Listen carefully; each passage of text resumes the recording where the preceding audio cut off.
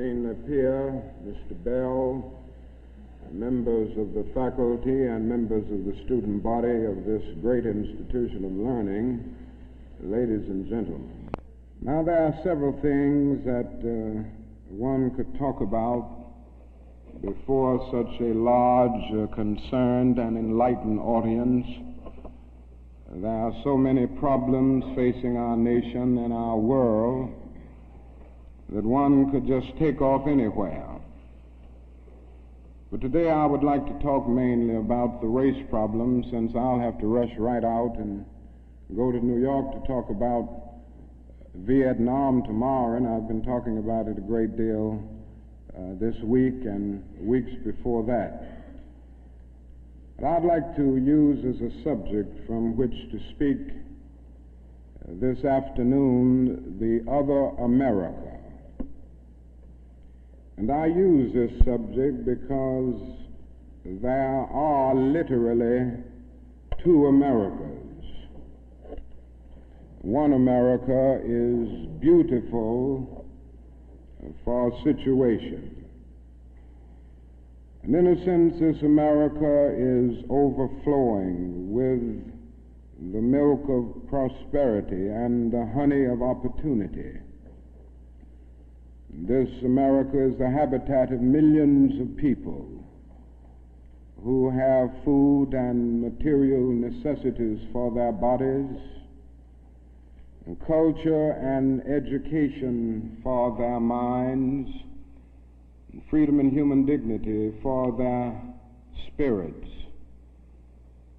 In this America, millions of people experience every day the opportunity of having life, liberty, and the pursuit of happiness in all of their dimensions. And in this America, millions of young people grow up in the sunlight of opportunity. But tragically and unfortunately, there is another America. This other America has a daily ugliness about it that constantly transforms the buoyancy of hope into the fatigue of despair. In this America, millions of work-starved men walk the streets daily in search for jobs that do not exist. In this America, millions of people find themselves living in rat-infested, vermin-filled slums. In this America, people are poor by the millions, and they find themselves perishing on a lonely island of poverty in the midst of a vast ocean of material prosperity. In a sense, the greatest tragedy of this other America is what it does to little children. Little children in this other America are forced to grow up with clouds of inferiority forming every day in their little mental skies. And as we look at this other America, we see it as an arena of blasted hopes and shattered dreams. Many people of various backgrounds live in this other America. Some are Mexican Americans, some are Puerto Ricans, some are Indians, some happen to be from other groups. Millions of them are Appalachian whites. Probably the largest group in this other America, in proportion to its size in the population, is the American Negro. The American Negro finds himself living in a triple ghetto: a ghetto of race, a ghetto of poverty, a ghetto. Is to deal with this problem of the two Americas. We are seeking to make America one nation, indivisible, with liberty and justice for all. Now let me say that the struggle for civil rights, or the struggle to make these two Americas one America, is much more difficult today than it was 5 or 10 years ago. For about a decade or maybe 12 years, we struggled all across the South in glorious struggles to get rid of legal, overt segregation and all of the humiliation that surrounded that system of segregation. In a sense, this was a struggle for decency. We could not go to a lunch counter in so many instances and get a hamburger or a cup of coffee. We could not make use of public accommodations. Public transportation was segregated, and often we had to sit in the back, and within transportation within cities, we often had to stand over empty seats because sections were reserved for whites only. We did not have the right to vote in so many areas of the South. And the struggle was to deal with these problems. Now, certainly they were difficult problems. They were humiliating conditions. And by the thousands, we protested these conditions. We made it clear that it was ultimately more honorable to accept jail cell experiences than to accept segregation and humiliation. By the thousands, students and adults decided to sit in at segregated lunch counters to protest conditions there. And when they were sitting at those lunch counters, they were in reality standing up for the best in the American dream and seeking to take the whole nation back to those great wells of democracy which were dug deep by the founding fathers in the formulation of the Constitution and the Declaration of Independence. Many things were gained as a result of these years of struggle. In 1964, the Civil Rights Bill came into being after the Birmingham movement, which did a great deal to subpoena the conscience of a large segment of the nation to appear before the judgment seat of morality on the whole question of civil rights. After the Selma movement in 1965, we were able to get a voting rights bill. Now, all of these things represented strides, but we must see that the struggle today is much more difficult. It's more difficult today because we are struggling now for genuine equality. And it's much easier to integrate a lunch counter than it is to guarantee a livable income and a good, solid job.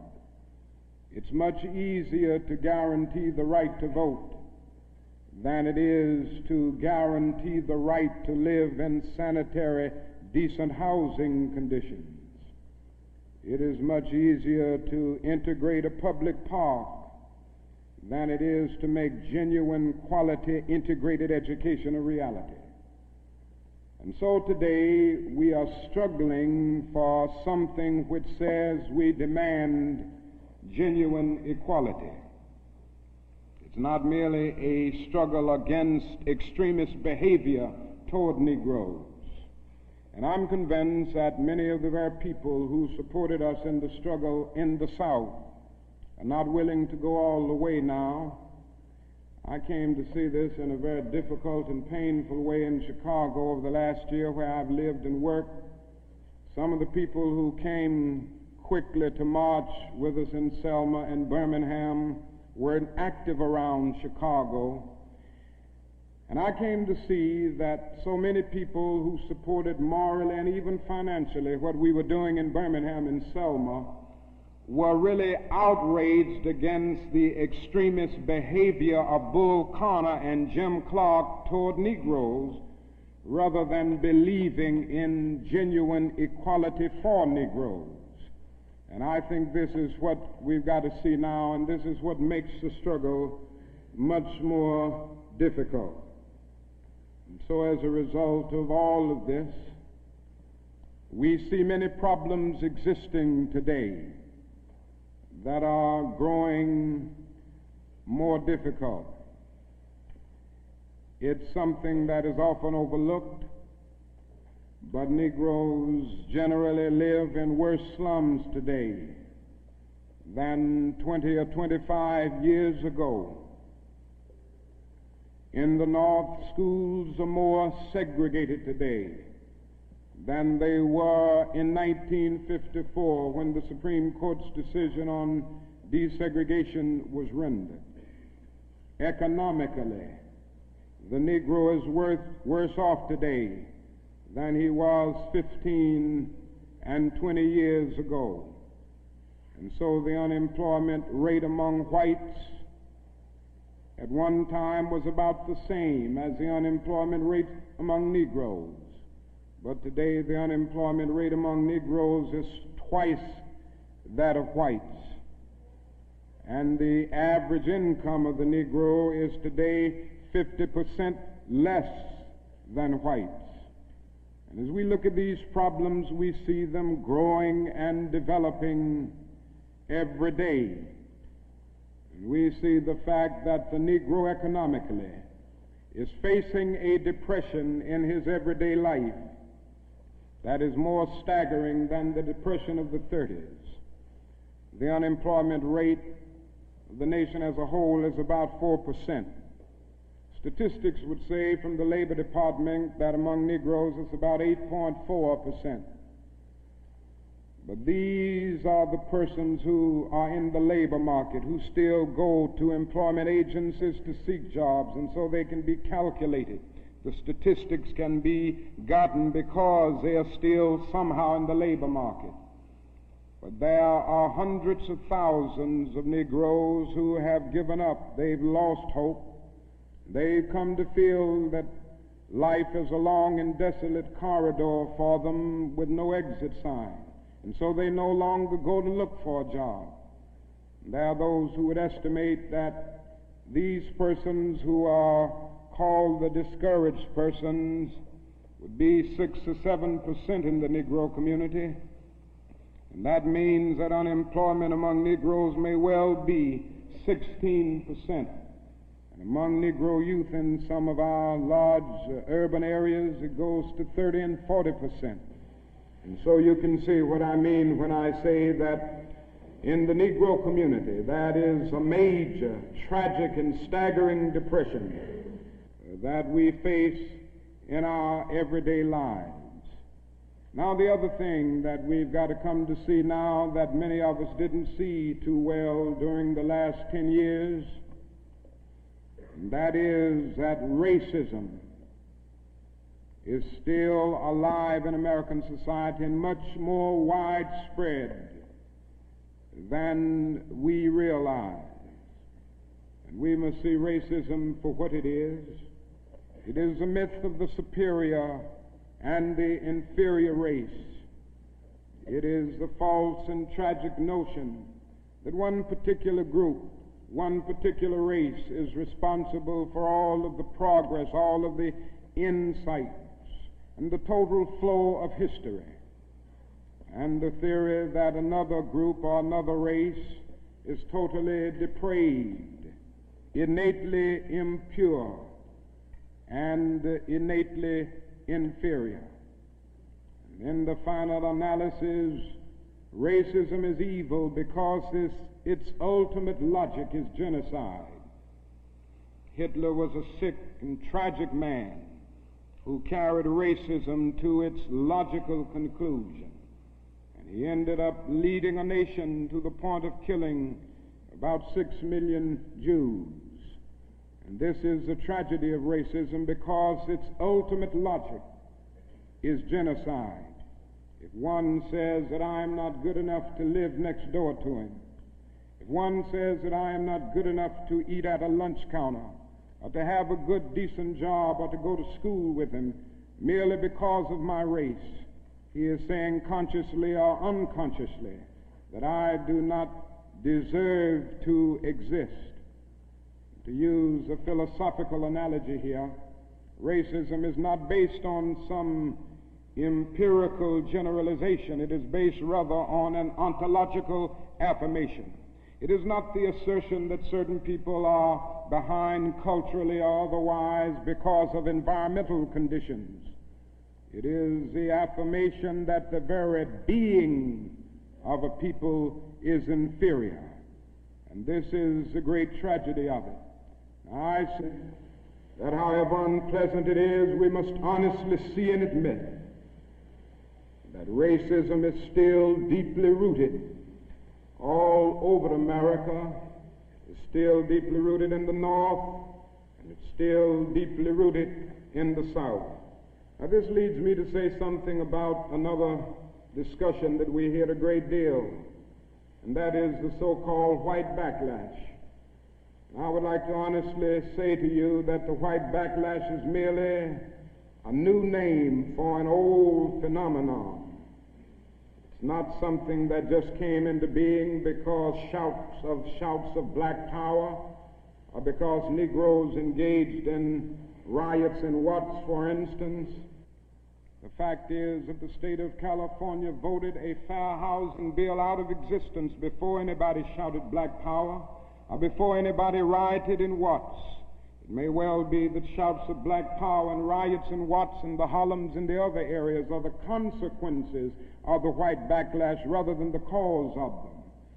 What it is necessary to see is that there has never been a single solid, monistic, determined commitment on the part of the vast majority of white Americans, the whole question of civil rights and on the whole question of racial equality. This is something that truth impels all men of goodwill to admit. It is said on the Statue of Liberty that America is the home of exiles. But it doesn't take us long to realize that America has been the home of its white exiles from Europe. But it has not evinced the same kind of maternal care and concern for its black exiles from Africa. And it is no wonder that in one of his sorrow songs, the Negro could sing out, "Sometimes I feel like a motherless child." What great estrangement, what great sense of rejection caused the people to emerge with such a metaphor as they looked over their lives. What I'm trying to get across is that our nation has constantly taken a positive step forward on the question of racial justice and racial equality. But over and over again, at the same time, it made certain backward steps. And this has been the persistence of the so-called white backlash. In 1863, the Negro was freed from the bondage of physical slavery. But at the same time, the nation refused to give him land to make that freedom meaningful. And at that same period, America was giving millions of acres of land in the West and the Midwest, which meant that America was willing to undergird its white peasants from Europe with an economic floor that would make it possible to grow and develop. And refused to give that economic floor to its black peasants, so to speak. And this is why Frederick Douglass could say that emancipation for the Negro was freedom to hunger, freedom to the winds and rains of heaven, freedom without roofs to cover their heads. He went on to say that it was freedom without bread to eat, freedom without land to cultivate. It was freedom and famine at the same time. But it does not stop there. In 1875, the nation passed a civil rights bill and refused to enforce it. In 1964, the nation passed a weaker civil rights bill.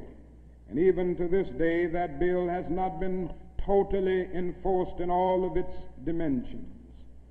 The nation heralded a new day of concern for the poor, for the poverty-stricken, for the disadvantaged, and brought into being a poverty bill. But at the same time, it put such little money into the program that it was hardly, and still remains hardly, a good skirmish against poverty. White politicians in suburbs talk eloquently against open housing, and in the same breath contend that they are not racist. Now, all of this and all of these things tell us that America has been backlashing on the whole question of basic constitutional and God-given rights for Negroes and other disadvantaged groups for more than 300 years. So these conditions, persistence of widespread poverty, of slums, and of tragic conditions in schools and other areas of life, all of these things have brought about a great deal of despair and a great deal of desperation, a great deal of disappointment and even bitterness in the Negro communities. And today all of our cities confront huge problems. All of our cities are potentially powder kegs as a result of the continued existence of these conditions. Many in moments of anger, many in moments of deep bitterness, engage in riots. And let me say, as I've always said, and I will always continue to say, that riots are socially destructive and self-defeating. I'm still convinced that nonviolence is the most potent weapon available to oppress people in their struggle for freedom and justice. I feel that violence will only create more social problems than they will solve, and that in a real sense it is impractical for the Negro to even think of mounting a violent revolution in the United States. So I will continue to condemn riots and continue to say to my brothers and sisters that this is not the way. Continue to affirm that there is another way. But at the same time, it is as necessary for me to be as vigorous in condemning the conditions which cause persons to feel that they must engage in riotous activities as it is for me to condemn riots. I think America must see that riots do not develop out of thin air. Certain conditions continue to exist in our society, which must be condemned as vigorously as we condemn riots. But in the final analysis, a riot is the language of the unheard. What is it that America has failed to hear?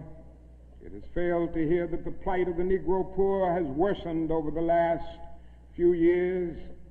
It has failed to hear that the promises of freedom and justice have not been met. And it has failed to hear that large segments of white society are more concerned about tranquility and the status quo than about justice, equality, and humanity.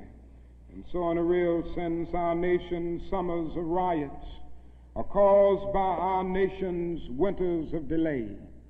And as long as America postpones justice, we stand in the position of having these recurrences of violence and riots over and over again.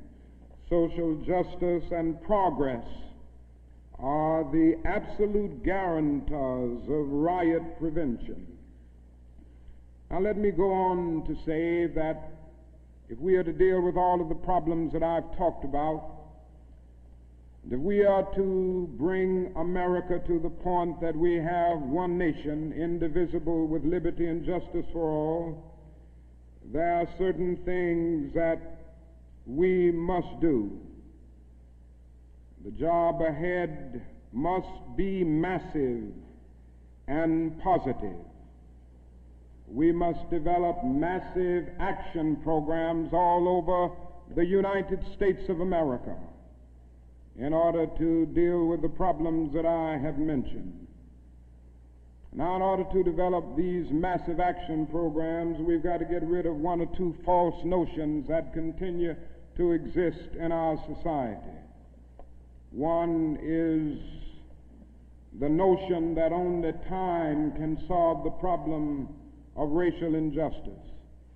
I'm sure you've heard this idea. It is the notion almost that is something in the very flow of time that will miraculously cure all evils. And I've heard this over and over again. There are those, and they're often sincere people, who say to Negroes and their allies in the white community that we should slow up and just be nice and patient and continue to pray, and in 100 or 200 years the problem will work itself out, because only time can solve the problem. I think that is an answer to that myth, and it is that time is neutral.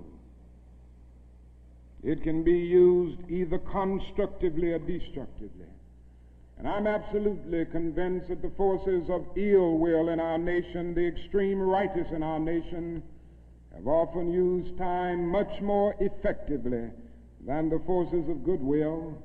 And it may well be that we will have to repent in this generation, not merely for the vitriolic words of the bad people and the violent actions of the bad people, but for the appalling silence and indifference of the good people who sit around and say, wait on time.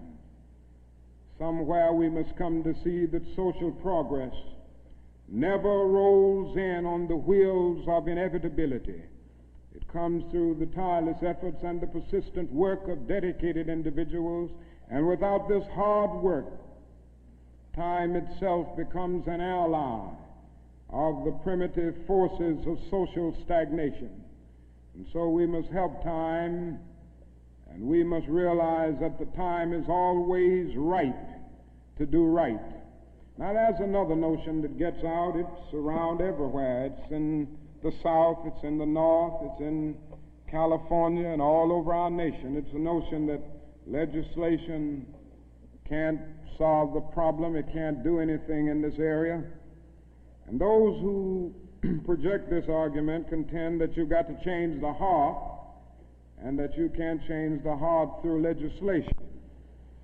Now, I would be the first one to say that there is real need for a lot of heart changing in our country, and I believe in changing the heart. I preach about it. I believe in the need for conversion in many instances, and regeneration, to use theological terms. And I would be the first to say that if the race problem in America is to be solved, the white person must treat the Negro right, not merely because the law says it, but because it's natural, because it's right, and because the Negro is his brother. And so I realize that if we are to have a truly integrated society, men and women will have to rise to the majestic heights of being obedient to the unenforceable. But after saying this, let me say another thing which gives the other side, and that is that although it may be true that morality cannot be legislated, behavior can be regulated. Even though it may be true that the law cannot change the heart, it can restrain the heartless. Even though it may be true that the law cannot make a man love me, it can restrain him from lynching me, and I think that's pretty important also. And so while the law may not change the hearts of men, it can and it does change the habits of men. And when you begin to change the habits of men, pretty soon the attitudes will be changed, pretty soon the hearts will be changed. Now, I'm convinced that we still need strong civil rights legislation. And there's a bill before Congress right now to have a national federal open housing bill, a federal law declaring discrimination in housing unconstitutional, and also a bill to make the administration of justice real all over our country. Now, nobody can doubt the need for this. Nobody can doubt the need if he thinks about the fact that since 1963, some 58 Negroes and white civil rights workers have been brutally murdered in the state of Mississippi alone. And not a single person has been convicted for these dastardly crimes. There have been some indictments, but no one has been convicted. And so there is a need for the whole question of the administration of justice. There is a need for fair housing laws all over our country. And it is tragic indeed that Congress last year allowed this bill to die. And that bill died in Congress. A bit of democracy died, a bit of our commitment to justice died. And if it happens again in this session of Congress, greater degree of our commitment to democratic principles will die. And I can see no more dangerous trend in our country than the constant developing of predominantly Negro central cities ringed by white suburbs. This is only inviting social disaster. And the only way this problem will be solved is by the nation taking a strong stand, and by state governments taking a strong stand against housing segregation and against discrimination in all of these areas. Now, there's another thing that I'd like to mention as I talk about the Massive Action Program, and time will not permit me to go into specific programmatic action to any great degree. But it must be realized now that the Negro cannot solve the problems by himself. And there again, there are those who always say to Negroes, why don't you do something for yourself? Why don't you lift yourselves by your own bootstraps? And we hear this over and over again. Now, certainly, there are many things that we must do for ourselves and that only we can do for ourselves. Certainly we must develop within a sense of dignity and self-respect that nobody else can give us, a sense of manhood, a sense of personhood, a sense of not being ashamed of our heritage, not being ashamed of our color. It was wrong and tragic that the Negro ever allowed himself to be ashamed of the fact that he was black, or ashamed of the fact that his ancestral home was Africa. And so there's a great deal that the Negro can do to develop self-respect. There's a great deal that the Negro must do and can do to amass political and economic power within his own community and by using his own resources. And so we must do certain things for ourselves, but this must not negate the fact and cause the nation to overlook the fact that the Negro cannot solve the problem himself. A man was on the plane with me some weeks ago, and he came and talked with me, and he said, the problem, Dr. King, that I see with what you all are doing is that every time I see you and other Negroes, you are protesting, and you aren't doing anything for yourselves.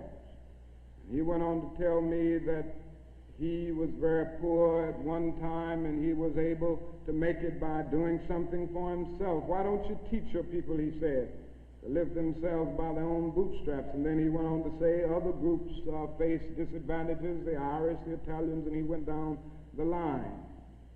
And I said to him that it does not help the Negro, it only deepens his frustration for unfeeling and sensitive people to say to him that other ethnic groups who migrated or were immigrants to this country just 100 years ago or so have gotten beyond him, and he came here some 344 years ago.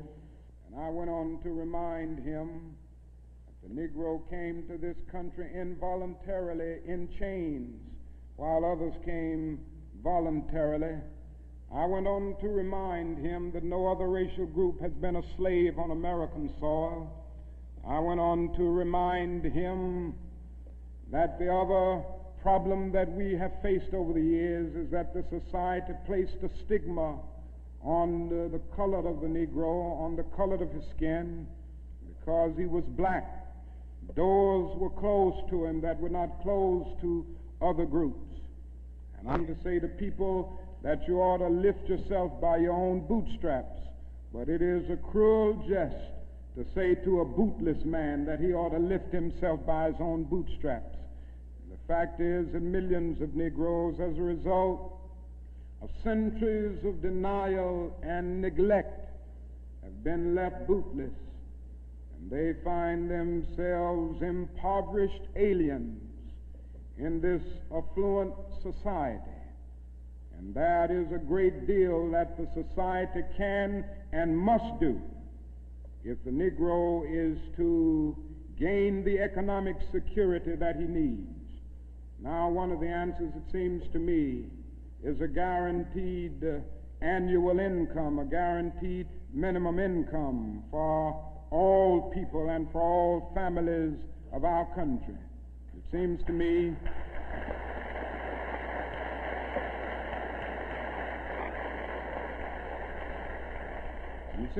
that the civil rights movement must now begin to organize for the guaranteed annual income, begin to organize people all over our country and mobilize forces so that we can bring to the attention of our nation this need and this something which I believe will go a long, long way toward dealing with the Negro's economic problem and the economic problem with many other poor people confronting our nation. Now, I said I wasn't going to talk about Vietnam, but I can't make a speech without mentioning some of the problems that we face there, because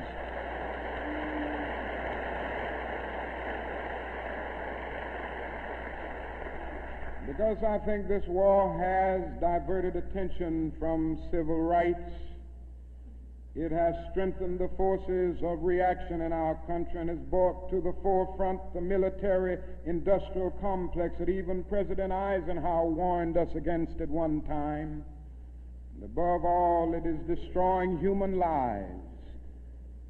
It's destroying the lives of thousands of the young, promising men of our nation, destroying the lives of little boys and little girls in Vietnam. But one of the greatest things that this war is doing to us in civil rights is that it is allowing the great society to be shot down on the battlefields of Vietnam every day. And I submit this afternoon that we can end poverty in the United States. Our nation has the resources to do it. The national gross product of America will rise to the astounding figure of some $7 this year. We have the resources. The question is whether the nation has the will. And I submit that if we can spend $5 billion a year to fight an ill-considered war in Vietnam and $20 billion to put a man on the moon, our nation can spend billions of dollars on their own 2 feet right here on earth.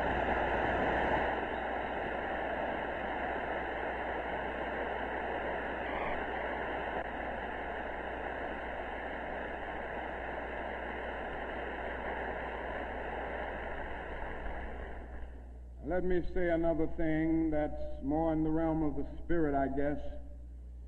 That is, if we are to go on in the days ahead and make true brotherhood a reality, it is necessary for us to realize more than ever before that the destinies of the Negro and the white man are tied together.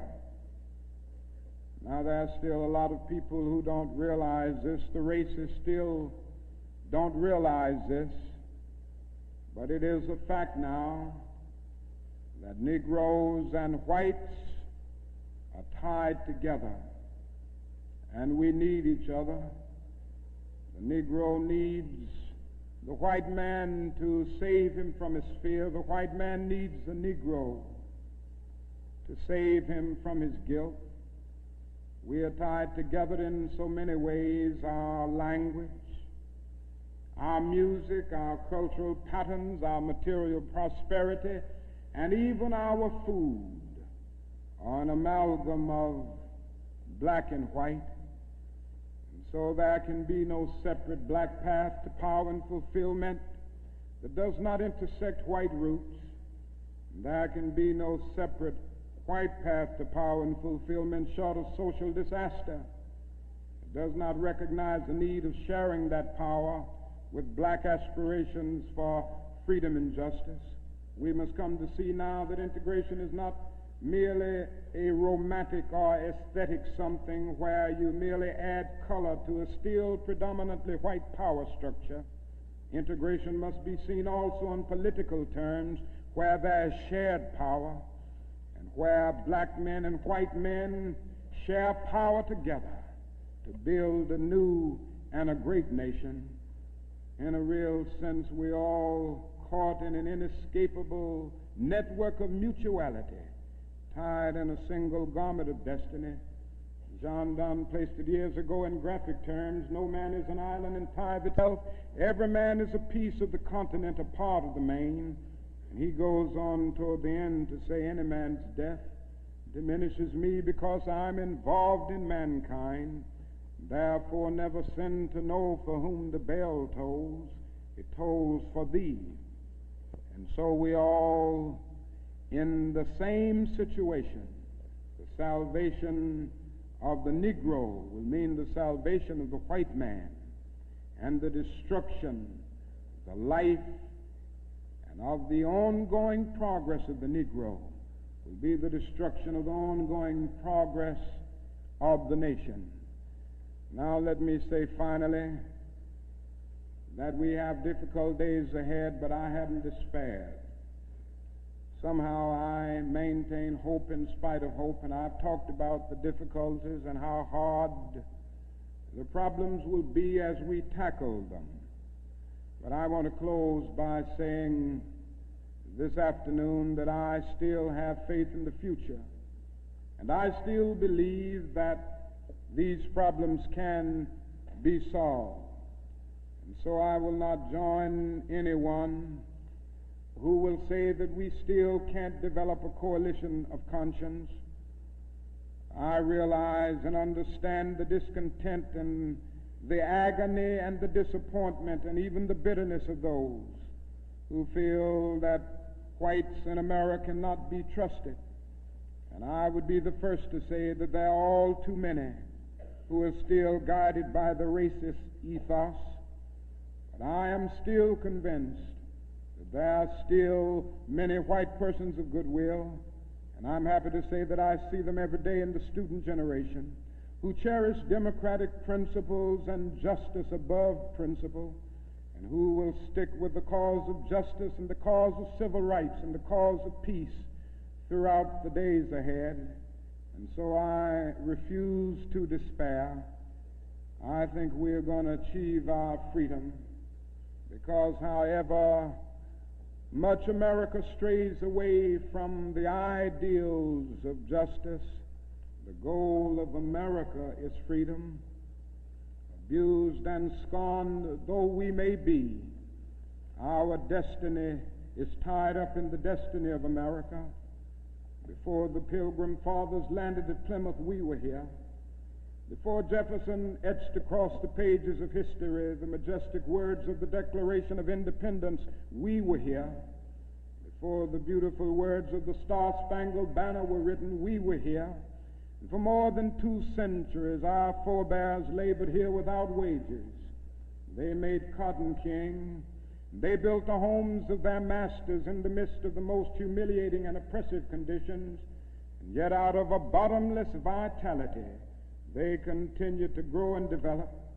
And I say that if the inexpressible cruelties of slavery couldn't stop us, the opposition that we now face, including the so-called white backlash, will surely fail. We're going to win our freedom because both the sacred head of our nation and the eternal will of the Almighty God are embodied in our echoing demands. And so I can still sing, we shall overcome. We shall overcome because the arc of the moral universe is long, but it bends toward justice. We shall overcome because Carlyle is right. No lie can live forever. We shall overcome because William Cullen Bryant is right. Truth crushed earth will rise again. We shall overcome because James Russell Lowell is right. Truth forever on the scaffold, wrong forever on the throne. Yet that scaffold sways the future. With faith, we will be able to hew out of the mounting of despair a stone of hope. With this faith, we will be able to transform the jangling discords of our nation into a beautiful symphony of brotherhood. With this faith, we will be able to speed up the day when all of God's children, black men and white men, Jews and Gentiles, Protestants and Catholics, will be able to join hands and live together as brothers and sisters all over this great nation. That will be a great day. That will be a great tomorrow.